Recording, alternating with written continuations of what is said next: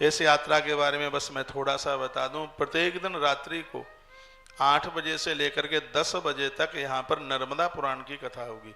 जहाँ जहाँ हम रुकेंगे वहाँ होगी। जिन जिन शहरों में हमारा पड़ाव है, नगरों में पड़ाव है, यदि वहाँ के लोग मुझे सुन पा रहे हों तो अभी से आप आने का प्रोग्राम बिल्कुल बना लीजिएगा। और कहाँ कहाँ रुकना होगा वो भी मैं 5 मिनट लगने नहीं दूंगा, पहले ही मैं आपको बता देता हूँ। हम 4, 5 और 6 3 दिन उज्जैन में हैं, 2 एक आध दिन में ही होटल स्थान का पता लग जाएगा। अभी जगह लिख लो, जिसमें 4 तारीख, 5 तारीख और 6 तारीख उज्जैन में है। 7 तारीख को हम ओमकारेश्वर में हैं, 7 तारीख को। और उसके तत्पश्चात 8 तारीख को हैं हम बड़वानी, 8 यानी 8 दिसंबर बड़वानी में हैं, वो भी आप लिख लीजिएगा। उसके तत्पश्चात फिर महाराष्ट्र में पहुंच जाएगी हमारी यात्रा। जगह का नाम है शहादा, महाराष्ट्र बिंदुवार जिला पड़ता है। और ये हमारी तारीख कौन सी हो जाएगी? 8 बड़वानी, ये तारीख हो जाएगी 9 तारीख को, यानी हमें शहादा में। और 10 तारीख को हैं हम अंकलेश्वर। ये नर्मदा मैया के दक्षिण तट पर है अंकलेश्वर, और गुजरात का क्षेत्र है। ये होगी 10 तारीख। 11 तारीख को हम होंगे भरूच। ये वही स्थान है जहाँ राजा बलि ने यज्ञ किया और शुक्राचार्य जी ने यज्ञ कराया, बहुत अद्भुत जगह है। ये तारीख होगी 11 दिसंबर। 12 तारीख को हम महिसागर पहुंचेंगे, तो रात्रि को हमारा पड़ाव बड़ौदा में है, बड़ौदा में है। तारीख है यह 12। 13 तारीख को है हम कुच्छी, अलीराजपुर जिले का बड़ा अद्भुत स्थान है, कभी यहाँ मेरी कथा भी हुई थी। कुच्छी तारीख कितनी हो गई है? 12। 13 तारीख को 12 हो गई, हाँ 13 तारीख को कुच्छी, 13 तारीख को कुच्छी। और 14 तारीख को महेश्वर मांडवगढ़, बहुत अद्भुत है, बहुत बड़ा किला बना है, बहुत सुंदर सुंदर घाट है, माता अहिल्याबाई का रजवाड़ा है महेश्वर। तारीख कितनी होगी लिखना? 14, ये लिख लीजिएगा। और उसके तत्पश्चात इसका जो अगला पड़ाव है उसका नाम है मैया जी की नाभि, उसको बोला जाता है। और जगह का नाम है मेरे ध्यान से उतर रहा है, मैं बोले देता हूँ, अभी बताऊं। ये भी जगह बड़ी अद्भुत है।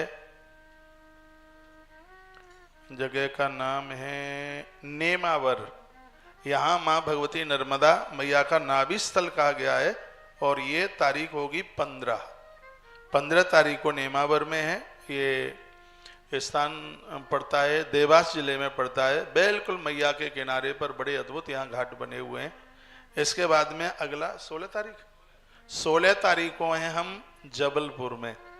बड़ी अद्भुत जगह है, बड़ा अद्भुत स्थान है जबलपुर। भेड़ा घाट के सहित सब दर्शन होंगे। इसका अगला दिन है हमारा शहडोल। तारीख कितनी है? 17 तारीख शहडोल लिख लीजिए। और 18 तारीख है अमरकंटक। 19 तारीख है मंडला। 20 तारीख है पिपरिया क्षेत्र, जिसमें गाडरवाड़ा वगैरह सब आ जाएंगे। और समय मिल गया तो वहाँ बड़ी अच्छी जगह पचमढ़ी पहाड़ों पर है, सूर्य भगवान का बड़ा अद्भुत नज़ारा है। और वहाँ भगवान महादेव का बड़ा अद्भुत मंदिर है, पिपरिया बनखेड़ी। और ये तारीख कितनी हो गई? 20 तारीख हो गई। 21 तारीख को हम नर्मदापुरम, 21 तारीख को। और 22 तारीख को हैं गौरी शंकर महाराज धोनी वाले दादाजी खंडवा। कितनी तारीख हो गई? 22 तारीख ये हो गई। और 23 तारीख को दोपहर में हम पहुंच जाएंगे ओमकारेश्वर। माई का पूजन होगा, विशाल भंडारा होगा। 23 तारीख को ही भगवान ओमकारेश्वर और ममलेश्वर के दर्शन होंगे। और 24 तारीख को माई को वंदन प्रणाम करके भोजन वगैरह करके आप सब प्रस्थान करेंगे उज्जैन। कोई रेलवे स्टेशन जाएगा, कोई इंदौर के एयरपोर्ट जाएगा, गाड़ियां आपको उज्जैन से लेंगी और गाड़ियां आपको उज्जैन ही भेजेंगी। जहां जहां के मैंने अनाउंस किए हैं हर जगह रात्रि को कम से कम, ये क्यों बंद कर दिया, 2-2 घंटे का कार्यक्रम है और अद्भुत यह कार्यक्रम गौ माता के लिए ही समर्पित होगा। जिन जिन क्षेत्रों में आप मुझे सुन पा रहे हैं, आप कार्यक्रम में आप अवश्य में आप जरूर चल करके आइए। 150 किलोमीटर भी यदि जगह दूर हो 150 किलोमीटर तो भी आप आइए।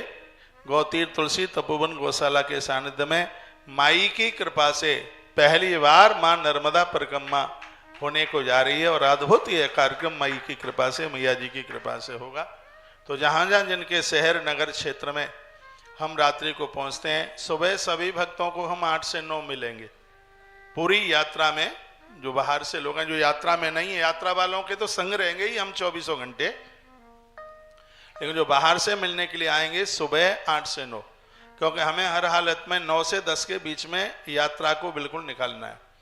अब बाहर से जो मुझे यात्रा में आने वाले जो महानुभाव हैं उनको मैं कहना चाहूँगा, आप डोंट वरी, बिल्कुल चिंता की बात नहीं है। भगवत कृपा से आपको किसी भी प्रकार की कोई तकलीफ नहीं होने देंगे। लग्जरी गाड़ी, लग्जरी आवास, बढ़िया सात्विक भोजन, कार्यकर्ताओं की कोई कमी नहीं। हाँ, आप अपने हिसाब से उतना सामान लेके आइए जितने में आप परेशान न हो।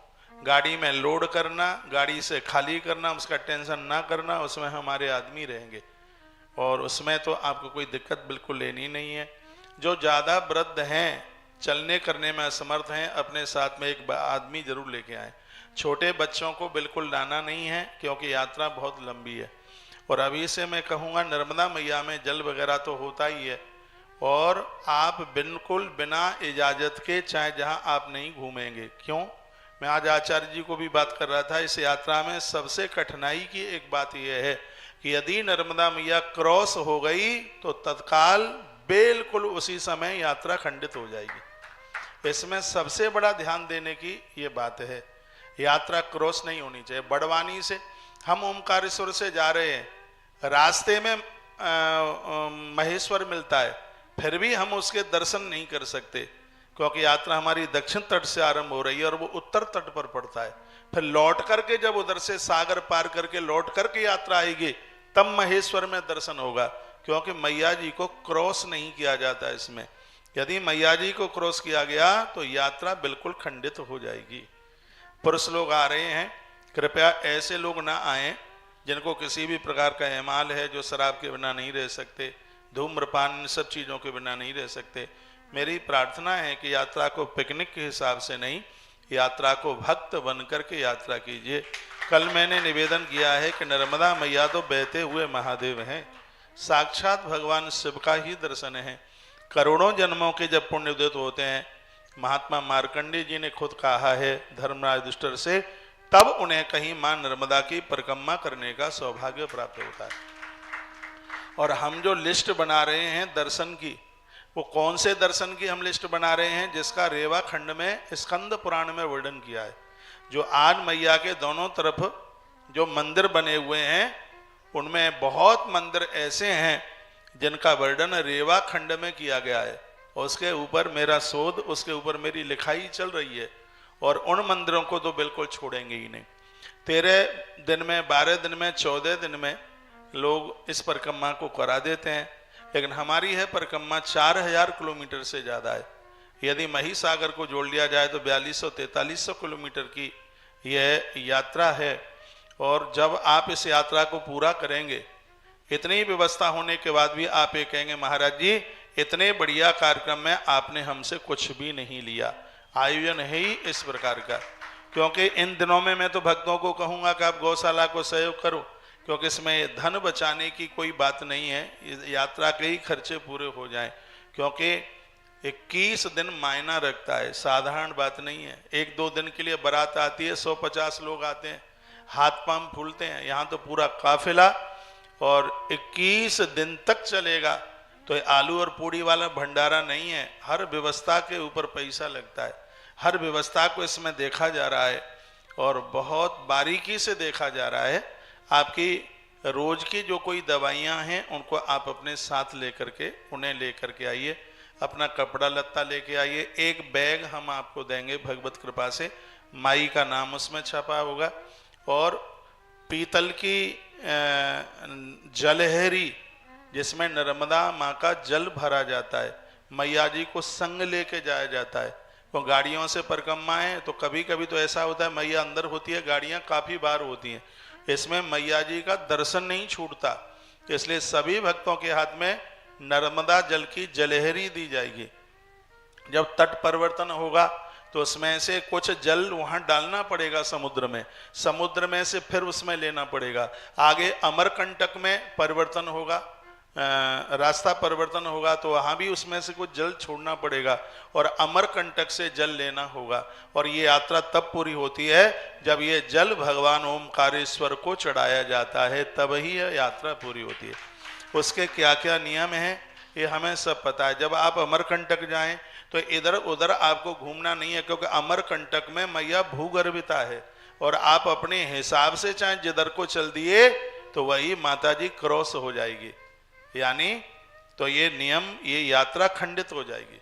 तो इसलिए हमें वहाँ अमरकंटक में लगभग 1-1.5 किलोमीटर गाड़ियाँ छोड़ करके पैदल चलना है। वो पैदल रास्ता वो इसलिए है क्योंकि जिसमें मैया जी कहीं क्रॉस ना हो जाए। आधा अमरकंटक उत्तर में है और जहां मैया प्रकट हुई है वो दक्षिण में है, तो ये दोनों को देखना पड़ेगा।